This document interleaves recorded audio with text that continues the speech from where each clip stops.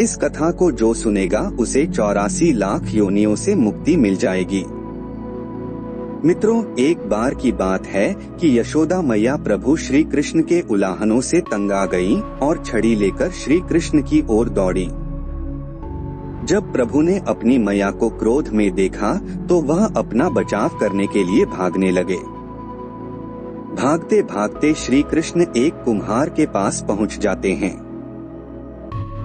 बेचारा कुम्हार तो अपने मिट्टी के घड़े बनाने में व्यस्त था, लेकिन जैसे ही कुम्हार ने श्री कृष्ण भगवान को देखा तो वह बहुत प्रसन्न हुआ। कुम्हार जानता था कि श्री कृष्ण साक्षात परमेश्वर हैं। तब प्रभु ने कुम्हार से कहा कि कुम्हार जी, आज मेरी मैया मुझ पर बहुत क्रोधित हैं। मैया छड़ी लेकर मेरे पीछे आ रही हैं।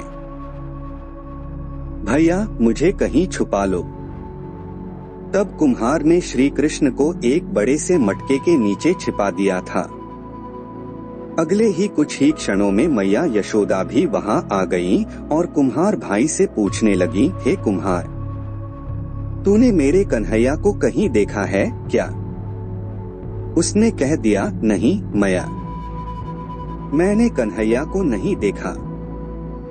श्री कृष्ण ये सब बातें बड़े से घड़े के नीचे छुपकर सुन रहे थे।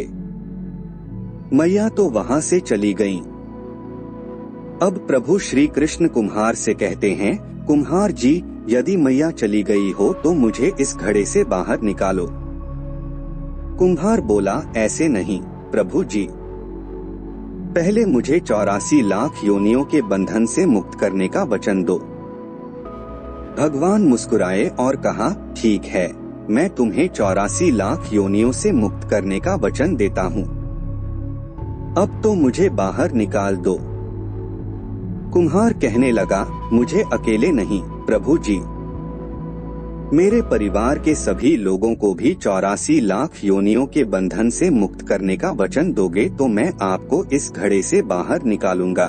प्रभु जी कहते हैं, चलो ठीक है, उनको भी 84 लाख योनियों के बंधन से मुक्त होने का मैं वचन देता हूँ। अब तो मुझे घड़े से बाहर निकाल दो। अब कुम्हार कहता है, बस प्रभु जी, एक विनती और है, उसे भी पूरा करने का वचन दे दीजिए तो मैं आपको घड़े से बाहर निकाल दूंगा। भगवान बोले, वो भी जल्दी बता दो भई, क्या कहना चाहते हो? कुम्हार कहने लगा, प्रभु जी, जिस घड़े के नीचे आप छुपे हो उसकी मिट्टी मेरे बैलों के ऊपर लाद के लाई गई है। मेरे इन बैलों को भी 84 लाख योनियों के बंधन से मुक्त करने का वचन दीजिए।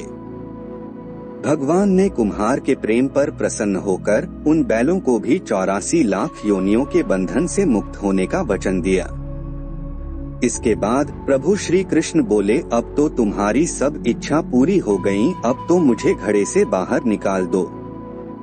तब बेचारा चतुर कुम्हार फिर कहता है, अभी नहीं भगवंत, बस एक अंतिम इच्छा और है, उसे भी पूरा कर दीजिए, और वो ये है, जो भी प्राणी हम दोनों के बीच के इस संवाद को सुनेगा उसे भी आप 84 लाख योनियों के बंधन से मुक्त करोगे।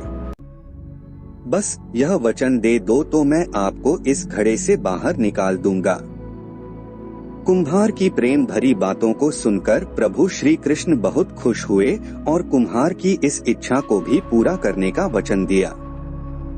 फिर कुम्हार ने बाल श्री कृष्ण को घड़े से बाहर निकाल दिया, उनके चरणों में साष्टांग प्रणाम किया, प्रभु जी के चरण धोए और चरणामृत पिया। अपनी पूरी झोंपड़ी में चरणामृत का छिड़काव किया और प्रभु जी के गले लगाकर इतना रोए कि प्रभु में ही विलीन हो गए। जरा सोच करके देखिए, जो बाल श्री कृष्ण 7 कोस लंबे चौड़े गोवर्धन पर्वत को अपनी इकनी अंगुली पर उठा सकते हैं, तो क्या वो एक घड़ा नहीं उठा सकते थे? लेकिन बिना प्रेम रीझे नहीं नटवर नंद किशोर। कोई कितने भी यज्ञ करे, अनुष्ठान करे, कितना भी दान करे, चाहे कितनी भी भक्ति करे, लेकिन जब तक मन में प्राणी मात्र के लिए प्रेम नहीं होगा, प्रभु श्री कृष्ण मिल नहीं सकते। मित्रों, कृष्ण भगवान की कथा का वाचन अवश्य करना चाहिए। उनके जीवन की प्रत्येक घटना सुनकर हम जीवंत हो उठते हैं। उनके दिव्य स्वरूप से सारी सृष्टि आश्चर्यचकित हो जाती है। मित्रों, हमारा आपसे यही कहना है कि आपको कभी मौका मिले तो कृष्ण का भजन अवश्य कर लीजिएगा। इससे आपके जीवन में सारे कष्ट दूर हो जाएंगे। आप श्री कृष्ण की भक्ति से उन्हीं के श्री चरणों में स्थान प्राप्त कर सकते हैं। जय श्री कृष्ण, जय विष्णु, श्री हरि। आपका बहुत बहुत धन्यवाद।